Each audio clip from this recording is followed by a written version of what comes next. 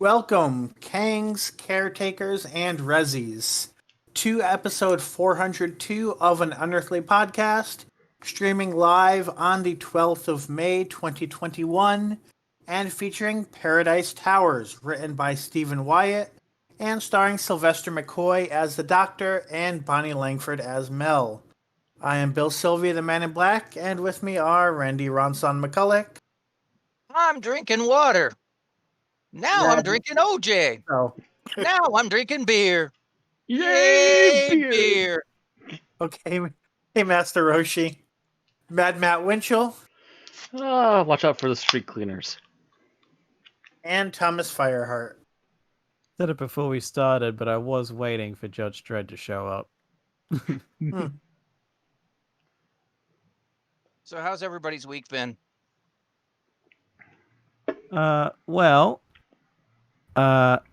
The past couple of days I've been dealing with an annoying ear infection that was so bad on Tuesday that I was partially deaf in one ear. I hate those. Jeez, yeah. I think I have some permanent tinnitus because of my ear infections as a kid. And also, when I made an allusion last week to fuck FedEx, the full story there is that FedEx charged me a lot of money because they were holding up something in customs, and it turned out that the company that had sent me the stuff that had been held up had fucked up the paperwork on their end, and that's why this happened, and now they're trying to rectify it, and it is likely that I will get all that money back. So thank God that has been dealt with. Sorry, is FedEx, good, yeah. but wow, this company. That's a paper follow-up of another level. Well, that's good to hear that you'll be getting the money back. Yeah. Well, yeah. It was funny because I think they didn't realize how much I was going to get charged. And then when I sent them how much through that FedEx had charged me, they must have been like, "Oh, what the fuck? No. Okay, we've got to sort this out." So I at least give them credit for actually going out of their way to get it sorted so I can get my money back. Right. Gosh, trying to think what else has been going on lately. So I've had some shipping issues, but not as bad as, well, pretty much not as bad as Thomas. It hasn't affected my bank account. So I have my year delayed college graduation this coming weekend. I'm actually getting on a flight in 11 hours. But the person who was supposed to ship the cap and gowns out apparently did not pay attention to the forms we filled out when we paid for them, and just shipped it to the last address that the registration office had for students. And of course, many students, including myself, have moved out of state and gone on to other things since graduating. Luckily, I emailed them a few days ago, like, "Hey, is it normal that my stuff isn't here yet? I'm about to start packing." And basically, I don't know if they intercepted it at the post office or they managed to just find some in their, had enough extra stores to give them out. But I can go the day before the ceremony and pick it up from the office, so that's resolved at least. That's good. Yikes. Actually, on the whole topic of getting things through the mail, I ordered a miniature head from Death Dealer from the Frank Frazetta store. It was on sale, and I was able to pick it up at a decent price. I'm like, oh, yes. And this is, and when these came out, I was saying, oh, they have these different colored ones. That's nice. But how about a black helmet? Because that's what the Death Dealer look is. He's black armor with glowing eyes and stuff. And they actually did a reaction back to kind of like going, oh, actually, you're not the only one that's suggested this in the last 24 hours. We're looking into it. And it was still in their store on sale because they must be getting rid of the last of the original prints. So I got a Death Dealer helmet coming in the mail. Oh. So I have not been messing with the mail. I have been, once again, working on my culinary skills. learned a new way of grilling shrimp and made some shrimp fettuccine Alfredo this weekend, which was much appreciated by Aaron. I think last time we met, you were looking forward to getting out into the outside world again. Has anything happened on that front? Not yet, but plans are in progress. Yeah, I would assume that some of his gaming groups are probably making sure everyone's ready before they actually meet in person again, finally. There's a couple of people that are getting slow on the vaccination list because they tend to work during hours that the vaccination areas are open. Yeah, Oh, that that doesn't makes help. sense. Yeah. Yeah. Does not help at all. Thankfully, at least in Ohio, it seems a lot of places are now just taking walk-ups. They're to the point where appointments aren't even as necessary anymore. So that definitely helps. But I know a lot of states are way behind that. Well, the problem is he works like 12 to 8, and most of the vaccination areas around here don't even open till 12. Oh wow, I feel like that's late. Like both of my appointments were at 9:30 a.m. I don't know what Walgreens does, but I know the Alliance Center's first stack of treatments is at noon, and then they got another one at 3. Yeah, that doesn't help. And the ones I had were all in the afternoon, so Gotcha. Yeah, I know Kroger, I guess, was doing it for like an hour before their pharmacy opened for regular hours. The pharmacy was open, but only for vaccines. I'll actually double check something here quick. yeah, I don't know. But he said, yeah, every time he was going to get there, it was always during his work hours. So, but when we get that together, and the last people from my Saturday group are all vaccinated, we want to start meeting in person again. My Monday group is all vaccinated, but we don't have a place to meet because we used to meet at Epic, which is it is a front end for like medical insurance. But we used to meet in one of their conference rooms in game because we had a couple people that were employees there. Okay. Well, since the crisis, they've gone to recommending employees stay at home, so it's not as easy to get in the building. Right.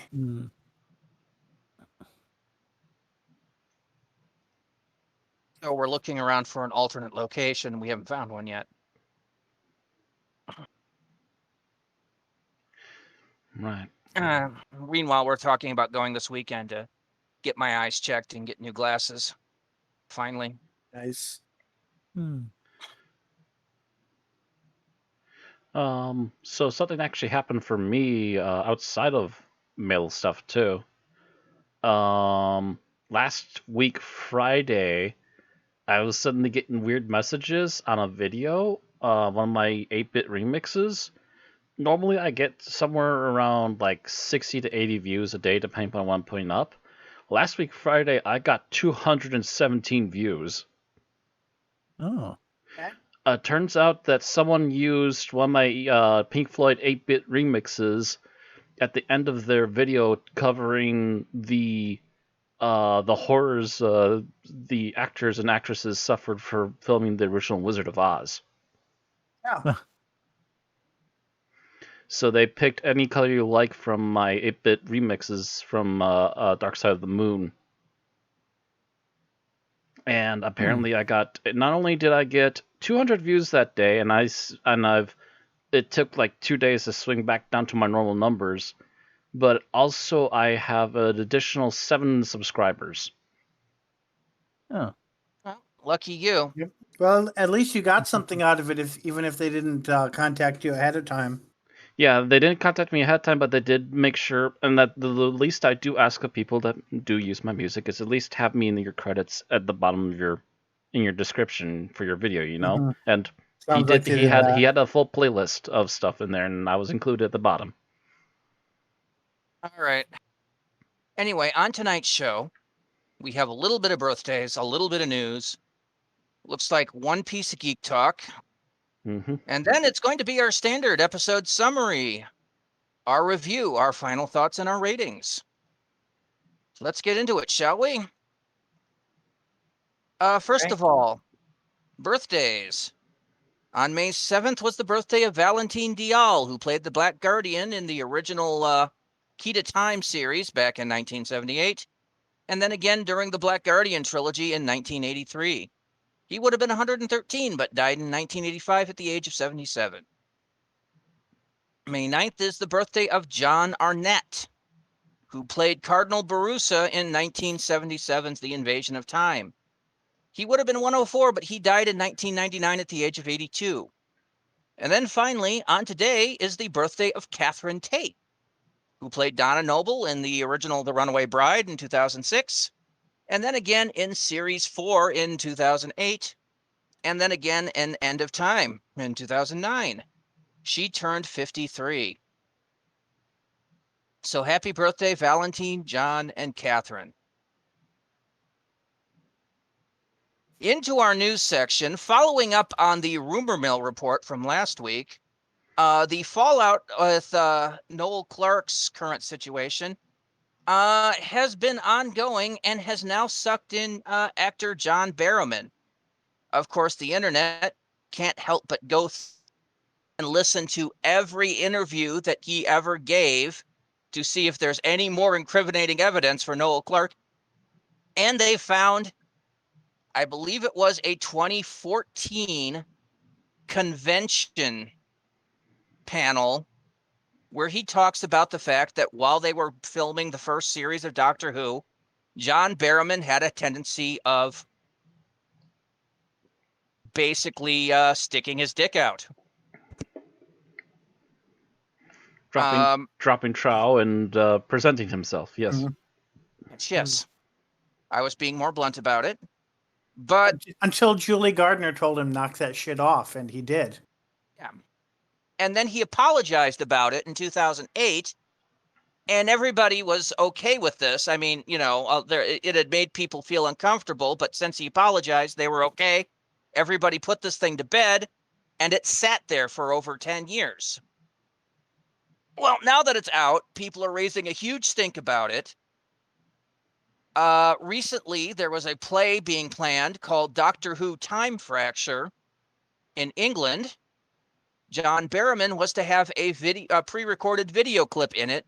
That clip has now been removed because apparently John Barrowman is now persona non grata. Rumor also has it that Big Finish has removed a lot of his audios. So, yeah, for something he did 10 years, or for something he did 15 years ago, 16 years ago, and apologized for, he's now being ostracized. Way to go, internet. Congratulations for I attacking feel like innocent there's an people. incident more recently, and it was like a radio show, but that was more like they goaded him into it, but then someone complained, so he had to apologize then as well. I think it was 2008, so he's like still... Yeah, I mean, the ways whole... off, That's but, like, well, the yeah. I original should apology assume a was part in of it. Yeah. 2008. Yeah. And Yeah. yeah, he apologized in November 2008. Mm-hmm.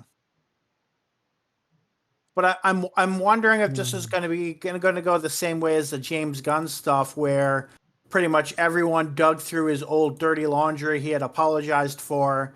He got fired, and then the studio actually had time to figure out what the hell they were reacting to, and then they asked for him to come back to work. It's We'll possible. see. It's not the first. I mean, maybe one I of have... the first. I don't even think it's the first time, and it's definitely not the last time. I mean, I think with this, like, a video I watched on it was very much not necessarily defending John Barrowman, but also being like, this is like common knowledge. Like, no one's ever really been secretive about what John Barrowman was doing. It doesn't make what he did okay, but the actors have all pretty much said, yeah, that was the thing he did. That's the So thing he did. it's He not doesn't as do it if this was anymore. like- It's been put to bed. And I mean, Yeah. I was saying before the podcast started, but I had some trouble figuring out exactly what the allegations had been, just because usually the people who are still talking about it at this point are the people who like to use a lot of hyperbole and kind of blow it up and make it seem like, you know, it was more of an intentional sexual harassment sort of thing. Which there were no headlines about that because that's not really what it was, even though from a legal perspective it was. But that's the only thing that was ever hard to find about it. If I had known a little bit more about what I was looking for, I think it would have been easy to find. Like, generally, the video I know I watched had, like, a Torchwood actress mentioning it. And apparently there's even, like, something out there somewhere that's Doctor Who related that had, like, David Tennant making a sort of sing-song joke about it. Oh, Yeah, that's how under the So, water yeah, it it's is. like The people it's who been have public involved knowledge are for... right. people who are involved have actually been making jokes about it for years now. That's how under the water, under the bridge this is. And the people involved never felt like they were being sexually harassed.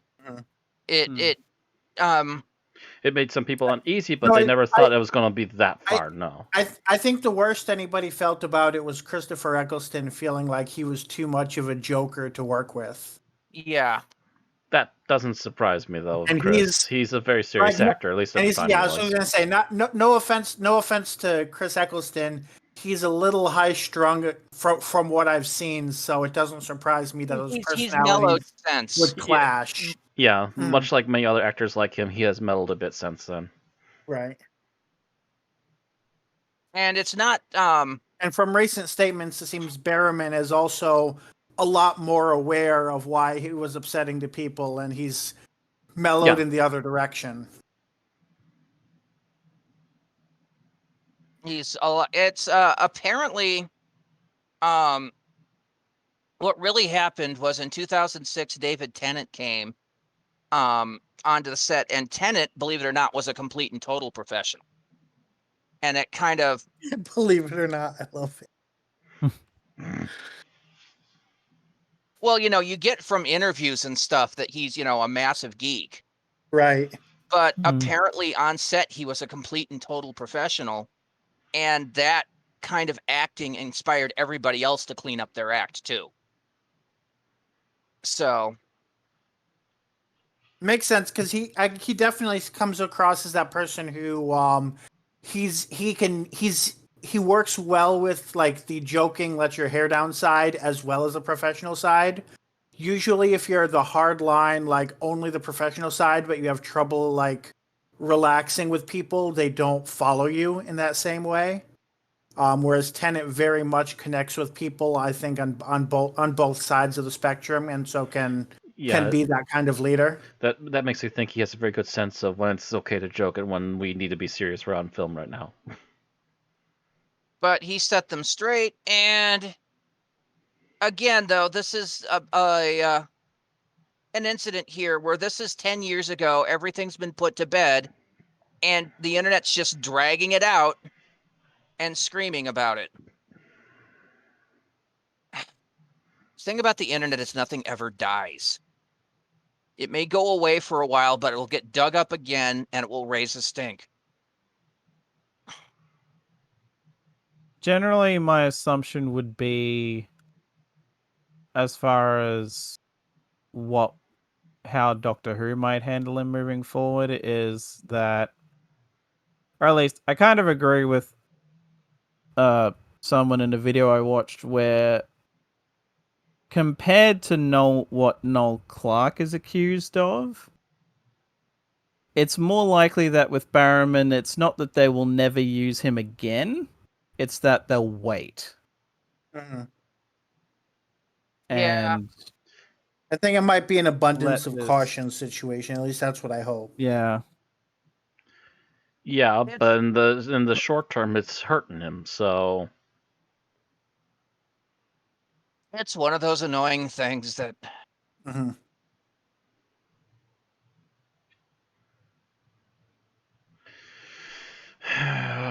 Here we Anyway, are I think again. we've said everything that we've had to say about this because we're starting to I talk. think so. Yeah. Yeah, it's BS. We shall now move on. Yep. And by the way, that's all the news we have this week. More filming was spotted in Cardiff, but there were no pictures or anything. Just somebody on a text-only tweet saying, "Hey, I ran into Jodie Whittaker." Well, that isn't even a guarantee that they're on location shooting. It just means that she was probably on her way somewhere, as in town at the moment. So that was about it. So, all right, Geek Talk. Wynonna Earp. Yes. So this week I was able to finish watching the 4th and final season of Wynonna Earp. I say final. They're apparently kind of in talks with other studios to see if they can have a 5th season. But I actually think it's better to end it the way it is. So I think I've talked about it a little bit. Wynonna Earp is a show that I know people say comparing things to Buffy is overblown and done too often. But I really, even after 4 seasons, the best thing I can compare Wynonna Earp to is Buffy the Vampire Slayer during seasons where nobody's in high school. It starts off, I'm pretty sure everyone's in their 20s or early 30s throughout all 4 seasons, except for the immortal character. Again, very Buffy reminiscent. I do think the quality is more consistent over 4 seasons than Buffy was over 7. It's easier to do that over 4. This also apparently was adapted from IDW comic books that I have not read. Speaking of which, I was meant to give some background on season 4. So basically, season 4 almost didn't happen. Apparently, this was partially due to financial problems at IDW. So I guess the secondary comic companies have been having some trouble lately, which doesn't really surprise me, as more and more attention's been drawn to the big 2. Actually, I've been hearing the big 2 are having issues, but nonetheless. But they're funded by their movies. Kind of. Whereas I guess IDW was bankrolling the show, which makes sense because Sci-Fi is not a huge. Sci-Fi is not the sort of huge network that's just going to buy rights and produce your show for you, I guess. But so originally it wasn't going to happen. There was a big fan campaign, and even the actors basically say that without the amount of attention fans drew to it, season 4 would not have happened. It also stopped production halfway through because of COVID. So they put out the first 6 episodes and then waited from August to March in terms of airing. I don't know production time, but they waited a while before finishing it, which I think actually gave them time to make it a proper ending. Because I do really feel like, especially the final episode, like it's really a series finale. So the first half of the season is kind of the plot that the end of season 3 led into. Basically, that some characters disappear through a doorway, and then there's a quest to bring them back, and then the aftermath of what happened while they were gone. After that, it kind of goes back into the Monster of the Week format a little bit. And then it ends with actually a wedding of one of the big relationships that had been going on since, I think, season 1. And basically just kind of trying to put, not too happy of an ending on everything to the point of being unbelievable. But it is kind of a, it is very much more a happy ending than a lot of shows get. The kind of happy ending that if there's a season 5, it would almost definitely ruin it in some way. Like a lot of, you see that on CW all the time. Whenever a season ends with a happy ending, episode 1 of the next season ruins it. So I actually really like it ending where it is. As it is now, it's a pretty solid 4 seasons. If you like shows like Buffy the Vampire Slayer, then I think you would enjoy it. And yeah, I have no problem with it being over because I think it ended on a pretty solid place to finish. So basically, sort of, they quit while they were ahead. Right. I mean, Sort of Yeah, they know when didn't to quit stop in the kind of sense deal. they're still trying to get another network to pick it up for season 5, but at least I don't know if it was going to end this way, or if the season was going to end this way, or if they kind of rewrote the season end when they realized it was probably going to be the last season. But it still ended in the way that it didn't end like it was canceled. It ended like it was over. Yeah.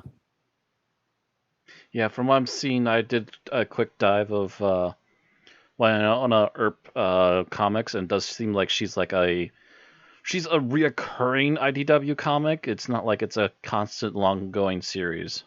Gotcha.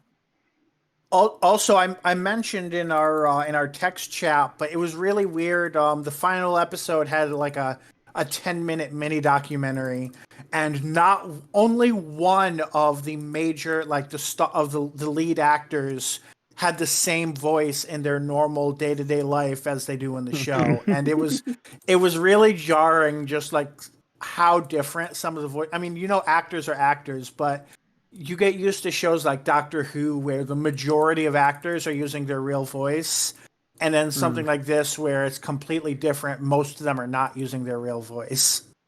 Of course, I don't know if I can stomach watching it. Oh. Historical inaccuracy. Wyatt Earp never had any kids. Ah.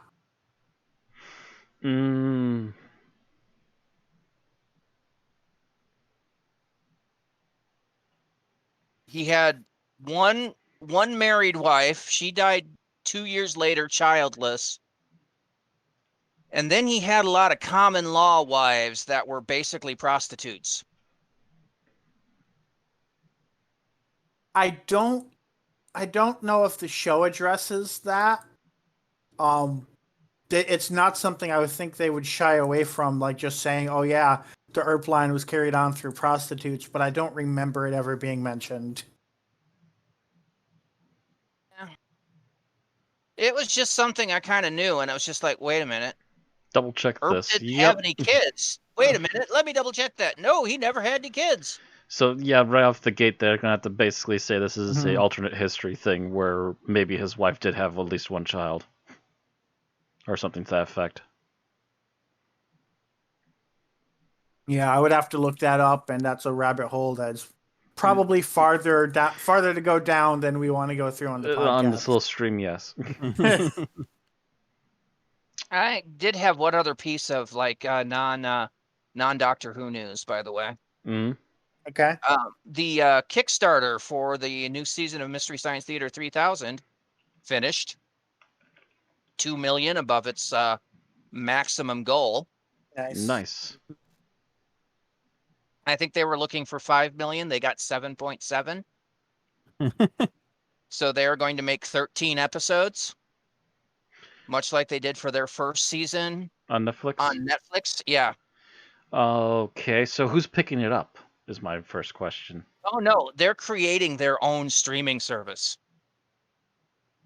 Huh? Yeah.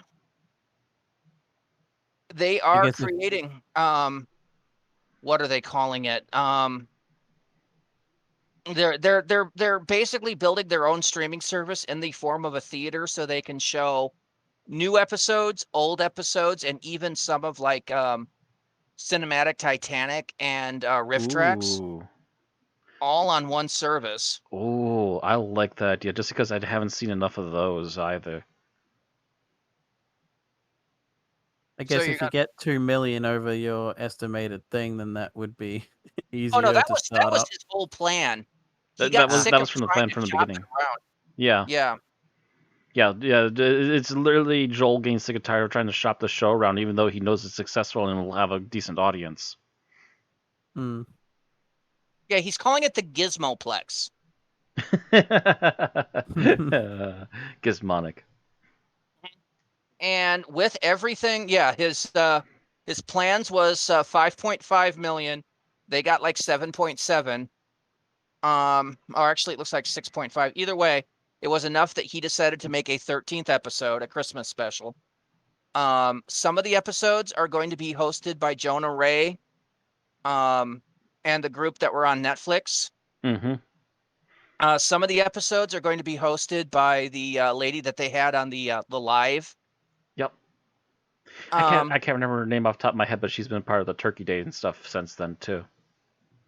And the bot voices are going to be the bot voices for their particular shows or Depending plays. on which version they're going with. Okay, yeah, that also makes sense because the bots constantly have different voices depending on who you're talking to. For 2 episodes, Joel Hodgson will return as Joel Robinson. Yes. For 2 episodes, we don't know who will be voicing the bots. They're still friends with the original guys. Please bring them back, please. Well, one of them is on as a writer. That doesn't surprise me either. It wouldn't be surprised if he picks up the bot for that. The one that I think they'd have to get a hold of is Trace Beaulieu, and yeah, the only one that would be hard to get a hold of is Trace, and I'm not sure how hard he is to get a hold of these days. So they did mention the first 2 shows they are planning on releasing. I don't remember one of them, but the other one, or one of them was Robot Wars. Oh, I love that movie. Rip it apart. And the other one was a movie from 2019. Ooh. Oh. I heard that. I'm like, ooh, what the hell? Which movie was that one? Now I'm very curious. I'm looking for it. Yes, I know Robot Wars. That's a full Moon Entertainment movie. I love it dearly, but yes, it's corny as hell. Rip it apart, boys. It's a giant robot movie. It's gonna be fantastic. I can't tell you. I'll mention it to you later, Matt, if I can find it. Okay. But it's the old the old Robot Wars, which is like from 1993. Yeah, that's the one. Full Moon Entertainment. Yep. And then this one was from 2019, and apparently it was garbage. So, yeah, that's going to be their first 2. That's going to be their first 2 rips. Fantastic.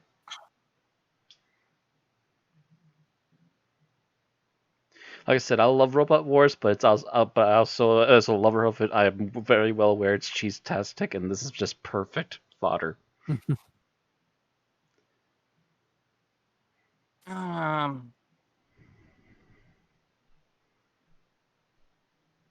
Let's see. Oh, Demon Squad. Demon 2019. Squad. Yeah.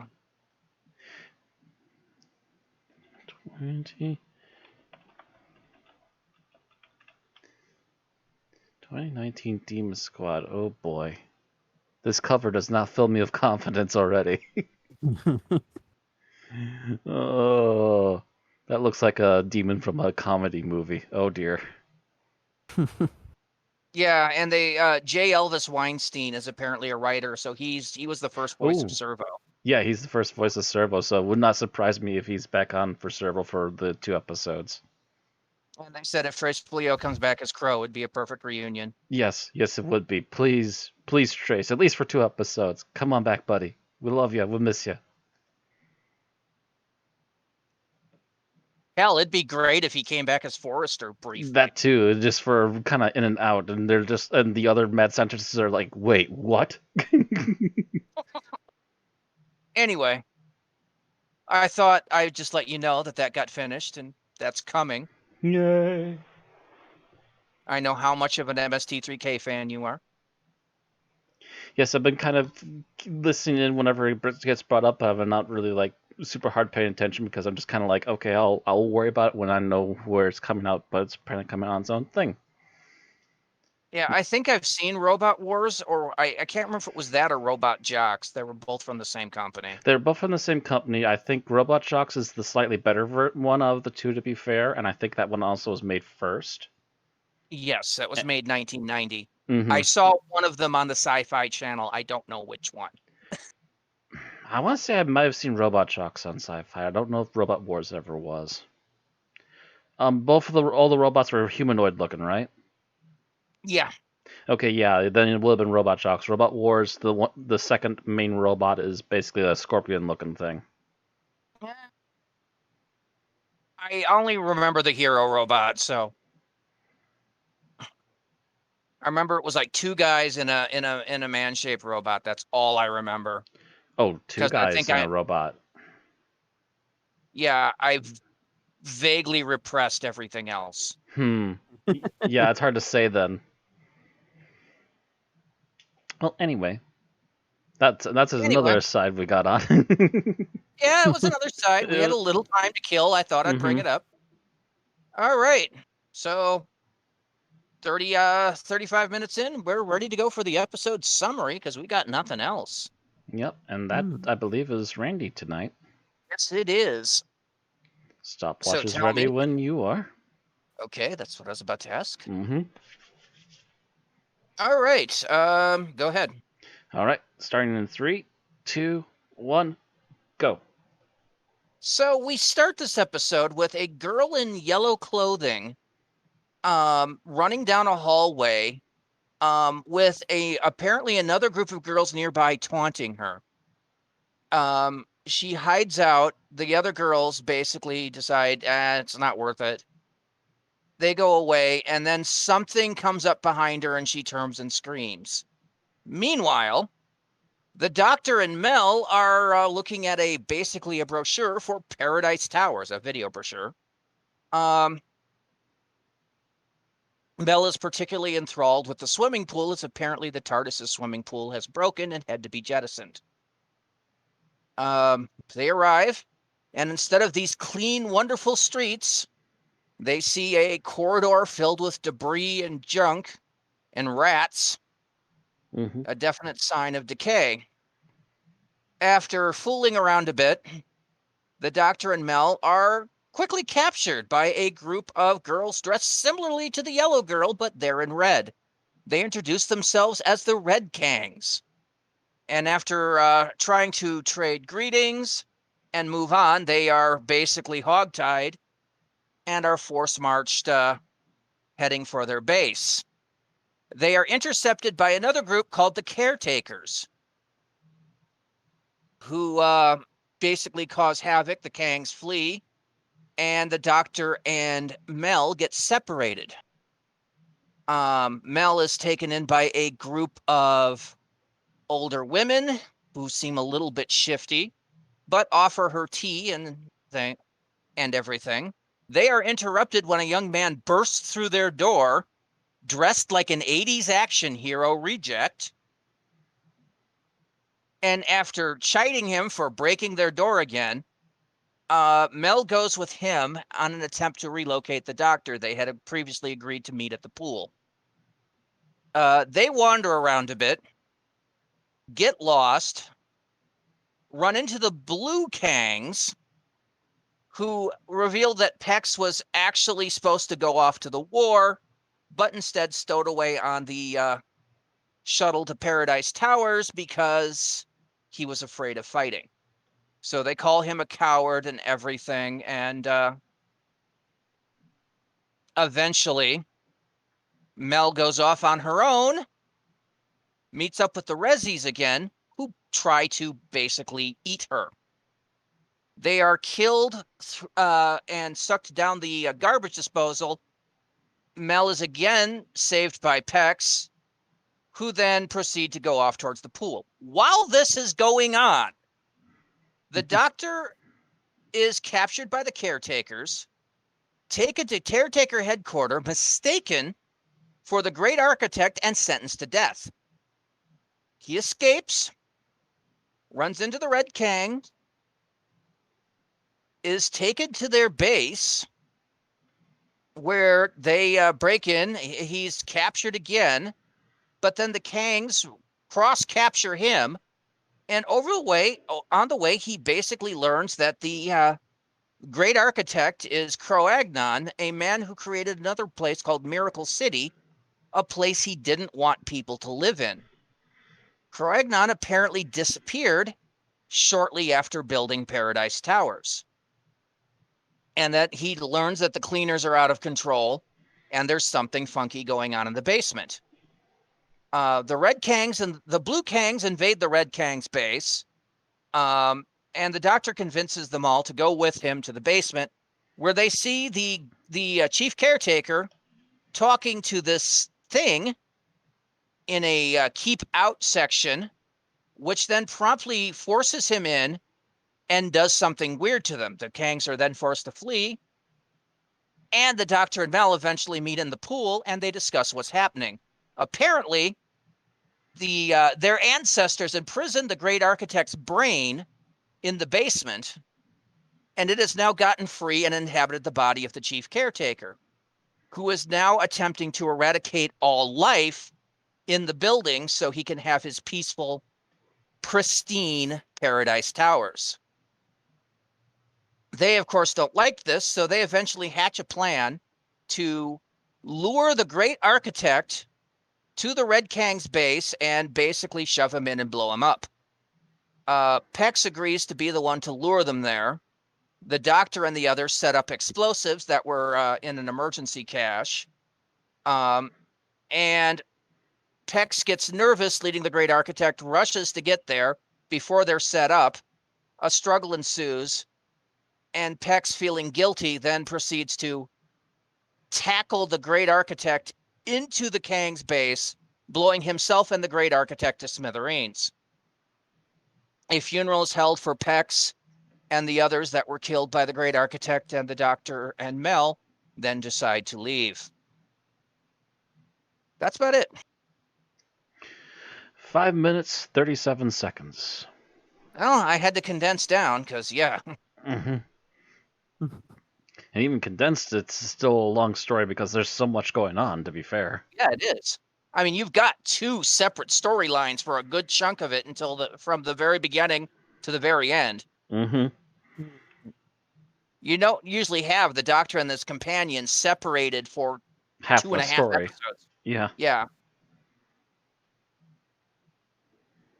Anyway, so let's talk about what we liked about the episode. And Bill, you're first. I liked the use of the different factions. I think they were all memorable, and they were a good way to juggle such a pretty big cast for a 4-parter. All right. Thomas? I guess I just kind of like the consistency with how they handle Pex, to where he almost fucks everything up, but then essentially sort of redeems himself by sacrificing himself just to sort everything out. A full It's and like, proper well- redemption arc, yeah. Yeah. Yeah, Kind just, of just as you think he's doubling back on his redemption arc, he immediately turns back around and goes, "No, I need to do this," and dives in. Yeah, he has. This is the from zero to hero moment before Mickey Smith. Mm-hmm. All right, Matt, how about you? I have to say, not much on the visuals on this one, but I like the use of practical effects in this particular episode. There's a fair amount of them. There was a lot of things getting blown the hell up, and a lot of robot, essentially street cleaners running around, grappling people, drilling people, hacking them apart. Although a lot of the hacking apart was off screen, you still saw like limbs and stuff sticking out of their carrying cases when they're bringing people down to the basement. And yeah, Alright. they also show 2 older women getting grabbed by an arm and pulled into the waste disposal. Not to mention 2 old ladies like threatening Mel with knives and other things. Yeah.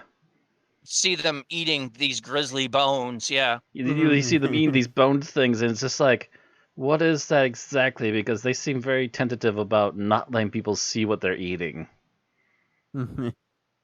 Yeah, I sort of remembered that as being a lot more explicit than it was, but like, I mean, I think it's just very obvious subtext, but I see, I came away with the memory that like it was very obviously eating people, and it was like, you kind of need to read between the lines, but not very hard. The first one was suspiciously large. The second one was like, what was that actually? Yeah. Well, yeah, they also complained that one's small, so that was probably rat. Possibly. They do say they had ways of trapping rats. Mm-hmm. But, you know, as Stallone would say, it's a good rat. But knock a yes, rat burger until you try it. Yes, but yeah, you get the feeling from the very beginning that they're eating people. And yeah. Yeah, there's a lot of subtext to what they're saying. Yes. But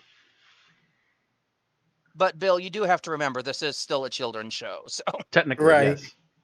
they couldn't be absolutely grisly about it because yeah, Mary Whitehouse was the thing. Or Whitehouse. Which is funny because apparently JNT had thought, oh nah, we'll let them threaten Mel with knives, that's fine. And then of course all the bloody parents write in to complain.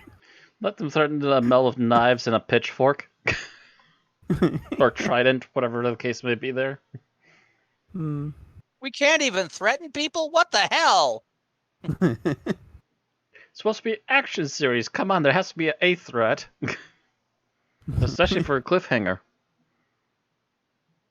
Yeah, well, that was the time you had Mary Whitehouse that was absolutely opposed to any kind of television violence. So if you pointed a gun, waved a knife, anything, she would immediately, a letter to the editors at the BBC. This horrible show you're putting on is just having wanton acts of violence. Oh, God. I'm glad she retired. You know, these are the kind of letters that the BBC would have, back in the day, would have read with a silly voice. Oh, you mean like the one I did? Yeah. Yeah, something similar to what you did, maybe even more extreme, depending on how annoyed with her they were that week. Anyway, what I really liked them showing the urban decay. Before, we'd seen dystopia, but it was always that government run, clean, sterile dystopia. Still unnerving, but yeah, not quite the dystopia you expect. This was almost cyberpunk, except it was missing the cyber. The punk was there. Look at the Kangs. Yeah. Don't get me wrong. There's little elements of cyber in the punk, but there's not enough of it to fully push it. It's like cyberpunk light. It is, but it has that feeling, and that was a right direction after so much dystopian stuff that we'd seen in the last 5-6 years, during the Eric Sayward era. This felt, at the time, this felt refreshing. I originally saw this in 1989. And that was, when cyberpunk was big, big, big. So yeah, that would have also been years after that had come out, so it was a little bit ahead of its time. It was 2 years after it came out. Now I'm gonna have to keep an eye out for cyber in our next story. Okay, so what did you dislike, Bill? What I dislike, I'm going to say, I feel like the robots were, I don't know, underused, misused, something.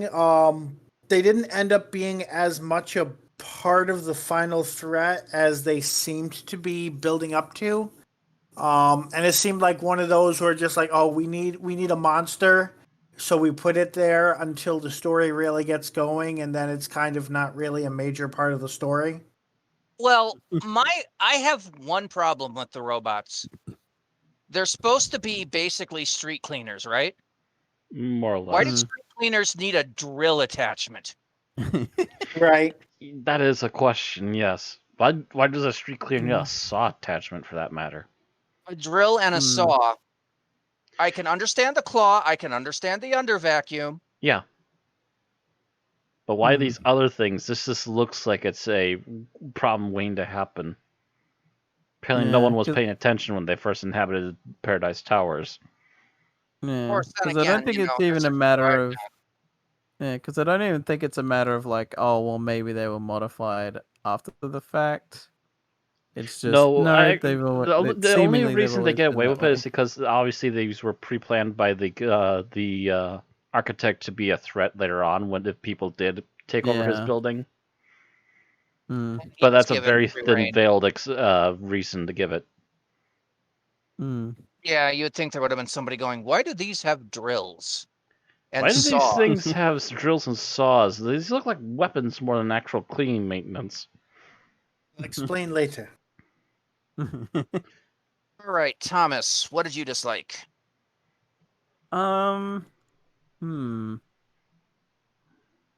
Let's see.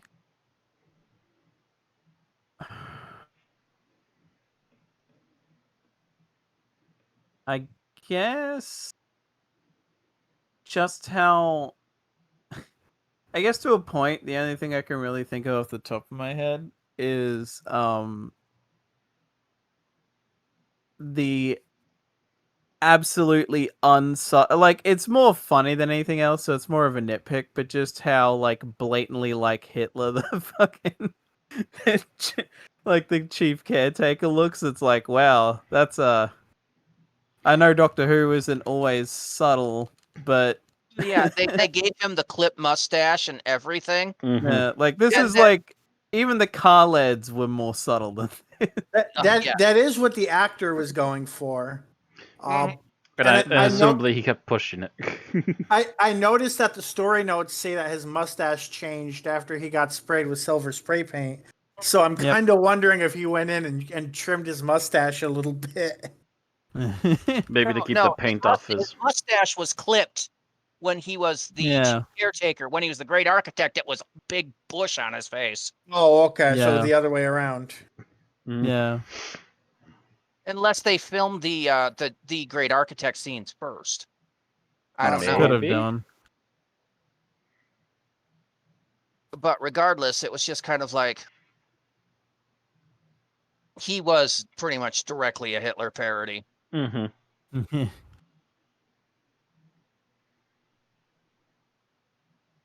Okay, Matt, what about you? What did you dislike?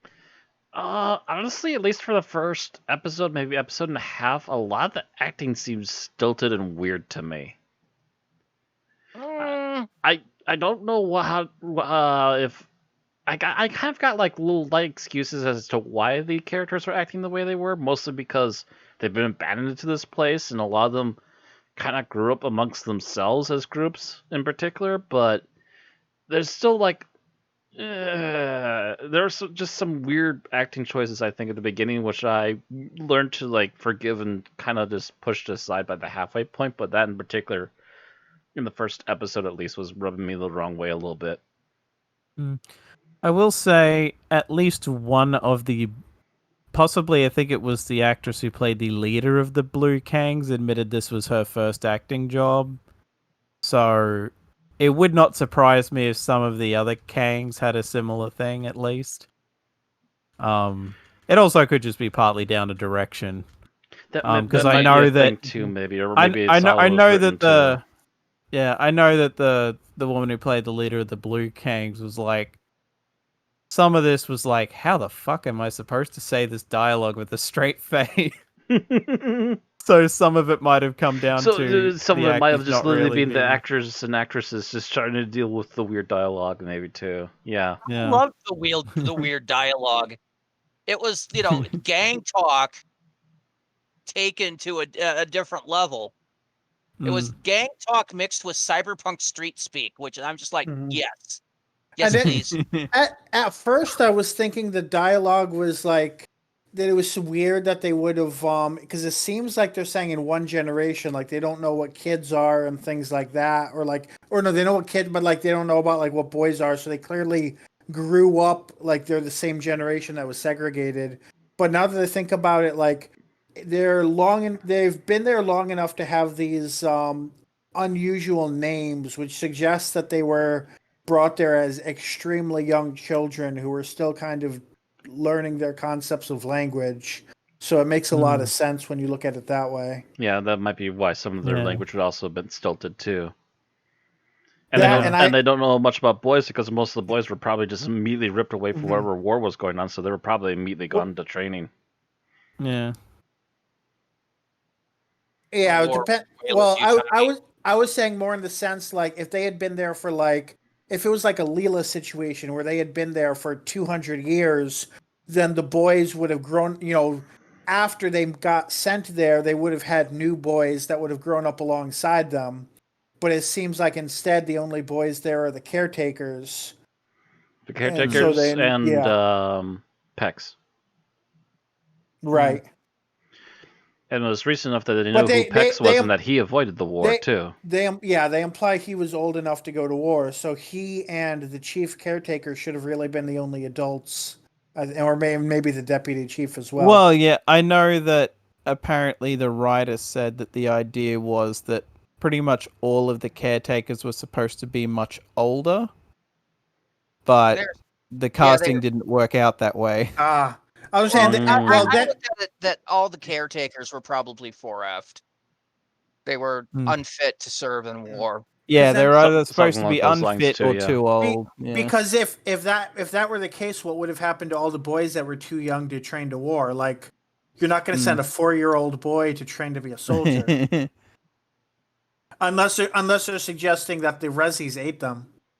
It could be, or it could be That's that also a they were sent possibility. someplace else. A place that they would eventually, once they grew old enough, get sent to. Sent to actually start participating in the war, yeah. Yeah. There's a few details missing there, so it's a little hard to clarify. Still, for one episode, that was For an one amazing episode, amount that's of a lot of work. background, and the rest of us Right. is us figuring it out, yeah. Yeah, I do wonder if the novelization fills it out a little bit more. Maybe. I know they named some characters that weren't named on screen. Because I don't think I think there were Rezzies that didn't get named, and they were in the. Yeah. They were in the books. And I know there were, according to TARDIS, there were some Kangs that got named only in the books, I think. I wouldn't surprise you. I think there's book only like singular. It's not a book series, even though that would probably be interesting. I would love a book series set in this world. As an aside, yeah. By the way, who are we on? that was just me, so I guess it's you. Yeah. So all right, this is what I disliked. Yeah. I disliked the chief caretaker. I just thought he was way too over the top. At both versions of him, or only one of them? Especially when he was the great architect. I could tolerate him when he was the chief caretaker, though he was still a bit over the top, in my opinion. So you agree with J&T and Andrew Cartmel that he should have dialed back the performance? I think so, yes. Meh.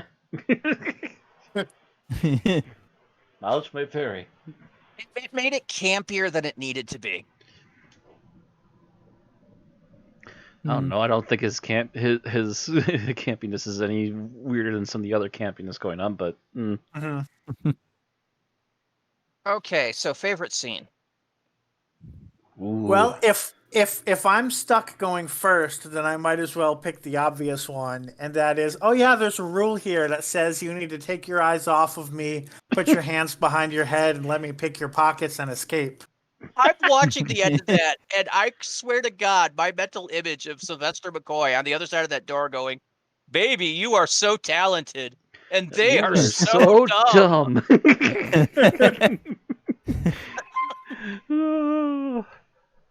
All right, Thomas, how about you? Probably a few, but I feel like I'll go with something I brought up before we started, which is entirely an ad lib on McCoy's part. But the bit where they first arrive and he just tips his hat to this little, like, metal thing. Yeah. This metal Pump device thing, is yeah. literally sitting there in And the it's just hall like- corridor. Yeah. Yeah. And Mel's just like, doctor. And it's like, well, you never know. Like, apparently that then he whole does bit it was again at just the end. ad-lib. Yeah. Okay, Matt. Oh gosh. I'm also in agreement that there's a lot of scenes to like in this one. You know what? I'm actually gonna go with one of my favorite scenes was when the Doctor meets up the Red Kings again inside their base. Literally falls in there by accident. Everyone's giving him the cold shoulder as usual when he's trying to figure out stuff. And as he's talking them through it all, they start to lighten up finally a little bit. And then he also figures out that right there next to them is actually a machine that vends out drinks. And he helps them get not only the drinks, but the coins to make it operate. So as soon as they start giving him drinks, they start opening up to him some more. That is actually my least favorite scene, and I will tell you why next round. Oh well. Okay, so my favorite scene of the ones that's left over, let's see. I think it was the Red Kang's revenge when they break into the caretakers and rescue the Doctor. Oh. First, You the break Doctor's into like, our "Not base, now." we'll break into yours. Okay, so least favorite scene, Bill. So I think I'm going to go with the one where they're by the pool and all of the Kangs are mocking Pex, and the Doctor and Mel are just standing there not saying anything. And then Pex goes, she's like, well, if they're all mocking me, I'm just gonna go. And Mel's like, no, you shouldn't, don't go. And I'm like, really? You're just telling him to stand here and be mocked? And like that's like the fact that he's like basically protecting himself, that's the part you have a problem with. Like that kind of annoyed me a bit. I can see that. Thomas? Mm-hmm.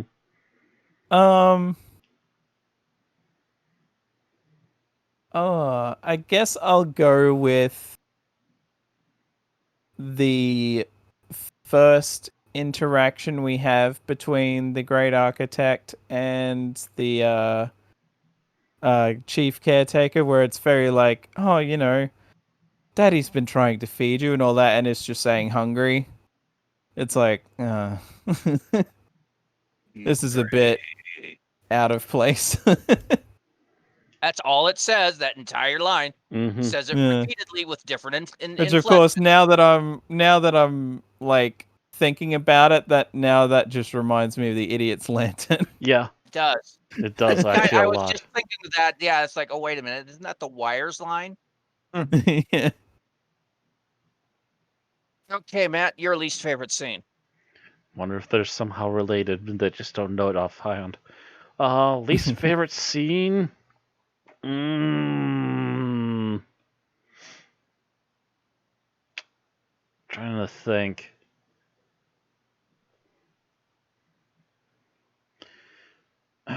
Actually, I guess this is. I can understand a little bit why they did it like this, but though I guess one that really does bother me still is they're up in the pool and Mel's taking a dip, and the robot comes out and attacks Mel, and Pax is just absolutely useless. Literally, his best choice of action is literally shouting, "Help! Somebody, please help!"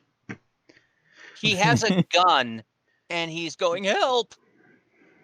Yeah.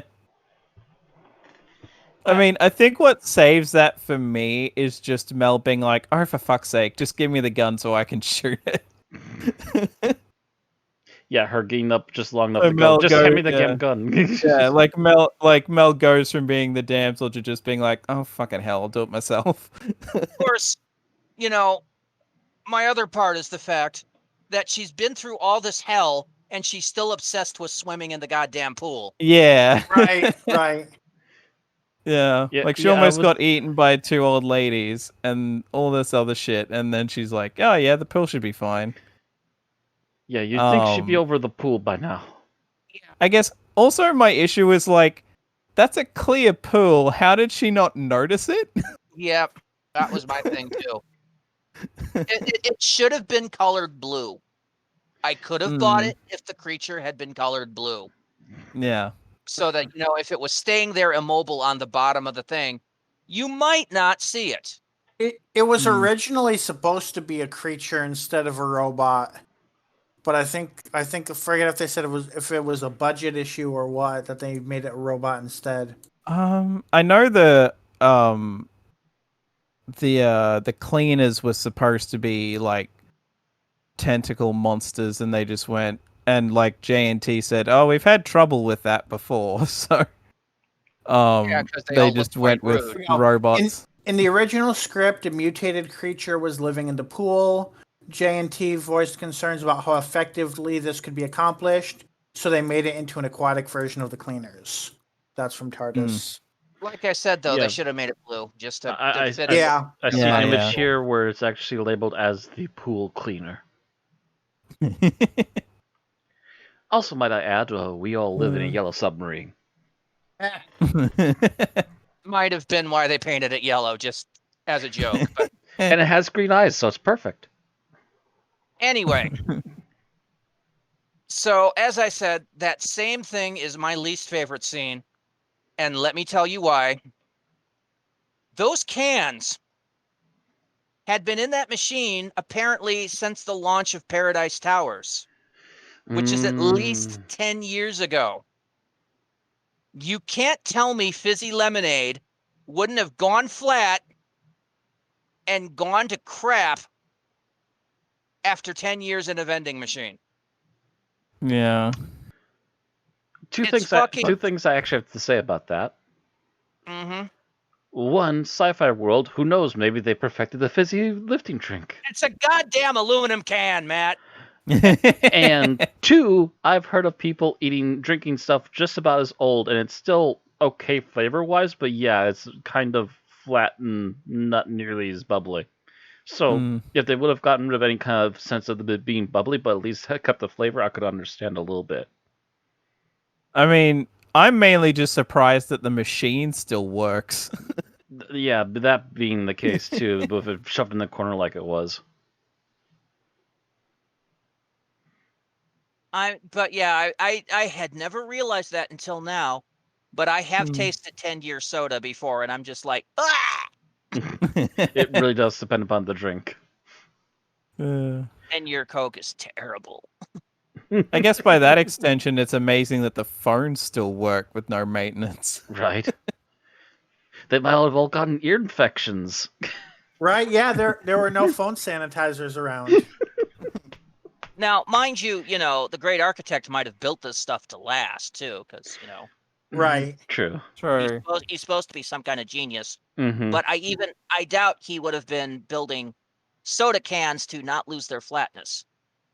I was wondering Especially since they look like basic aluminum cans. I was wondering if that would be affected by like how good of a cooling system was in the vending machine, because I know that like soda kept at room temperature versus soda kept in the fridge, they keep their carbonation for different periods of time. I was wondering if maybe there was some combination of pressure and coldness that was able to keep it carbonated for longer. Yeah, the thing is, that's a couple of years, not a decade. And that's a decade minimum. If those girls were basically like only a couple of years old max when they came here, that means it's been 15, almost 20 years that those sodas have been sitting in that machine.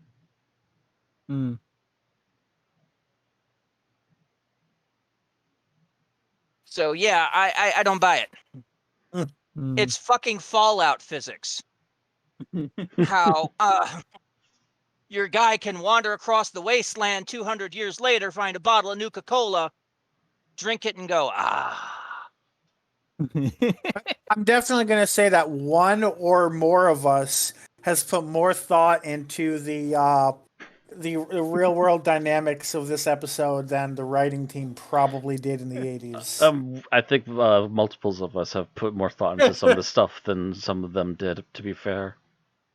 But Like that's why I we're said, also a this- bunch of fucking nerds. Yeah, true. You got to remember, I spent my 90s designing starships for Star Trek that if Star Trek physics worked in the real world would actually go at warp speed. I knew the insides of a Federation starship in and out because I was that big of a geek.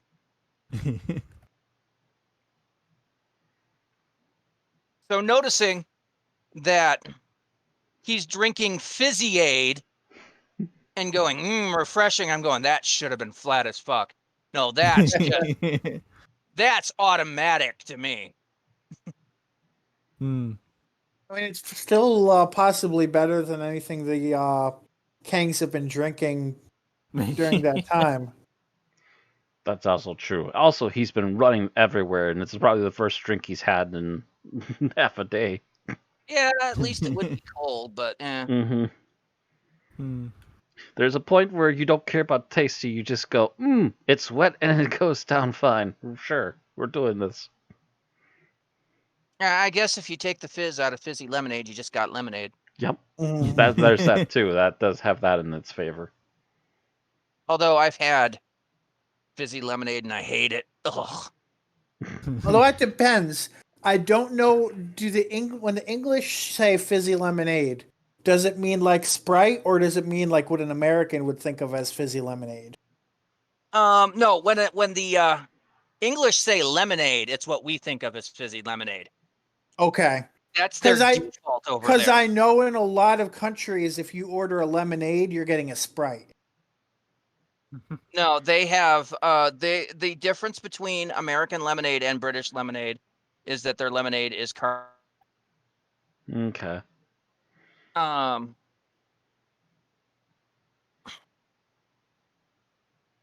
Although I think clear lemonade is closer to Sprite. I would imagine that, yeah. Hmm. But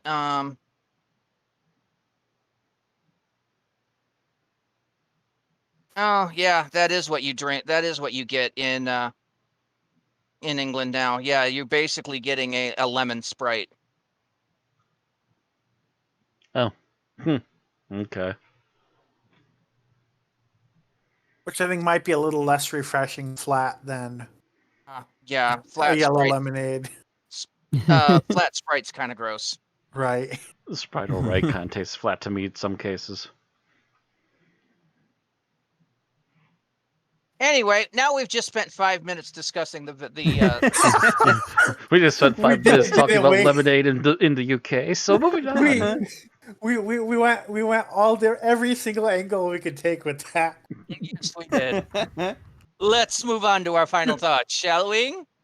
Before we bore the audience some more. Only thing left is the chemical composition of how they keep it cold, and it's nitrogen. Moving on. Okay. So that's my final thoughts. Okay. So I actually came into this podcast liking the episode less than I did by the time we discussed it a bit. Partially just because at the time of watching it, the main thing that stood out to me is how everyone talked really quiet, and then Mel's voice was loud and shrill, and I had to keep changing the volume on my TV. And it was really frustrating. And yeah, I don't like the voice she uses for Mel, and I doubt that's Bonnie Langford's real voice. But that's an annoying thing about episodes that she's in general. I have good news for you, Bill. Okay. This is the last Mel episode we have yet to review. The rest of them are all going to be Big Finish. And Big Finish by as a rule is better at sound mixing than the BBC, I think, especially 80s Especially older BBC, yeah. Yeah. Anyway, where was I? But that said, yeah, there's a lot of, especially looking back, there's a lot of fond moments in this episode. The supporting cast are probably more charming than they really have any right to be, given how simplistic some of their writing is, and even how simple some of their acting is. But they portray it really well. So yeah, I don't think this is, a top bar amazing episode, but it's not as middle of the line 3 out of 5 as I had kind of gone into it thinking I would feel it to be. So overall, I enjoyed the episode. Also, and I don't think we really discussed this enough, but as a gender social researcher, just the fact that the only men in the Paradise Towers are the guy who's labeled a coward and the people who are in charge, and then the women make up everybody else, is definitely an interesting thing that I'm another thing that I don't know whether that was intentionally thought out in the writing or just sort of happened that way. Well, mind you, the caretakers really weren't supposed to be in charge. But they were. They Mm. were basically the cops. Yep. We can probably thank the chief caretaker. Which is probably. I'm going to say a lot of that has to do with the fact that the only adult that wasn't of retiring age was the chief caretaker. Who was a sociopath. Yeah. Mm. Okay. Thomas? I feel like I've heard about the reputation of this and it being considered more of a story. And so I had like lowish expectations going in, but honestly I enjoyed this. It's by no means perfect, but I mean nothing really is anyway, but still. And it's kind of funny because at first I almost thought, oh, now I'll finally get the Mel that makes everyone pissed off about her. But even then, like, it didn't bug me as much as I thought it potentially would. I mean, her first line of dialogue in episode 1 is kind of cringy. But in very yep, that's reading dialogue. But apart from that, it was just well, I mean, she saves herself that one time. It's more so her interactions with the old ladies that I'm like, oh, you really what are we Really doing? are naive. But yeah. But and as was brought up before, the fact that she's still so obsessed with getting to that friggin' pool after all the shit she's been through is very stupid. But other than that, I enjoyed her. I enjoyed Sylvester McCoy's Doctor in this. It's funny because I haven't seen much of his Doctor, but it was interesting finding out after the fact that this wasn't necessarily written with him in mind. It was just written with a sort of generic Doctor in mind, and McCoy just kind of made it his own. But yeah, I would definitely say this is worth checking out. It was definitely a lot better than I was expecting. All right. Matt? This is one of the few Sylvester McCoy episodes I've actually seen before. I remember it fondly, but I didn't have any specific memories of it. When I started watching, the first episode was weirding me out. Like I said, I don't know what was, something with the acting or the writing or what was, but something was weirding me out of the first one. I'm just like, is this really what I remember fondly? But I will say, I think it might have been some of the details and some of the stuff that pops up as you go through the story that kind of explains some of the weird aspects of why some of these characters are acting the way they are.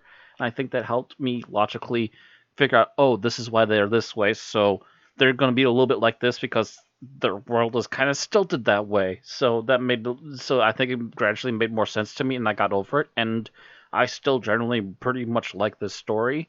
There's still a few details that are a bit confusing and might need more clarifying, but otherwise, I would think for the most part, this is still a pretty solid story all around.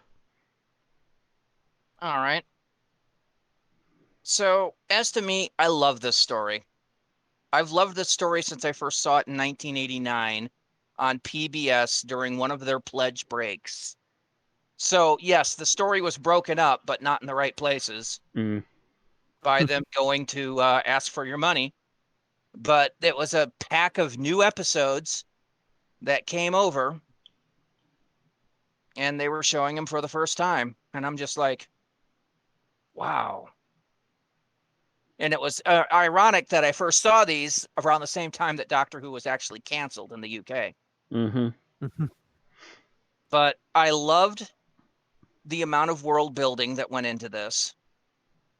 It could use more, but for what they had for 4 half-hour episodes, they did an amazing amount of world building. I liked most of the characters, their dialogue. The only one I wasn't fond of is the chief architect, who I thought was a bit over the top. And I don't know why, he just hits me wrong. Well, apparently you're not the only one either, so mileage varies on the main villain. I liked the character Pex, and I was sad when he died. Mm-hmm. I'd almost at that point hoped he had signed on to become a companion, which, we say that about a lot of characters and, feel bad about when they don't. Yeah. And the sign at the very end of the episode when the TARDIS takes off, Pex lives, is always been kind of like one of my favorite emotional moments. So while this episode, I agree, it's not perfect, it's damn close in my opinion. Let's rate it. Let's see how we feel. I think I'll give it a solid 4.0. All right, 4 from Bill. Thomas? I think I enjoy this enough that I'm willing to go a bit higher. But I think there's just enough holding it back that I can't give it a 5, so I'll give it a 4.5.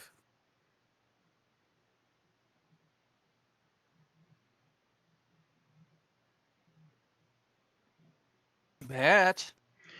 All right, I'm with Thomas. There's it's very close. There's a few things that could have used some touching up, I feel, and it could have been an easy 5, but it's just a bit shy for me.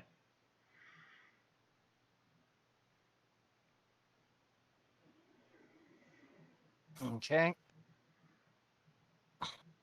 So you're saying 4.5? Yep.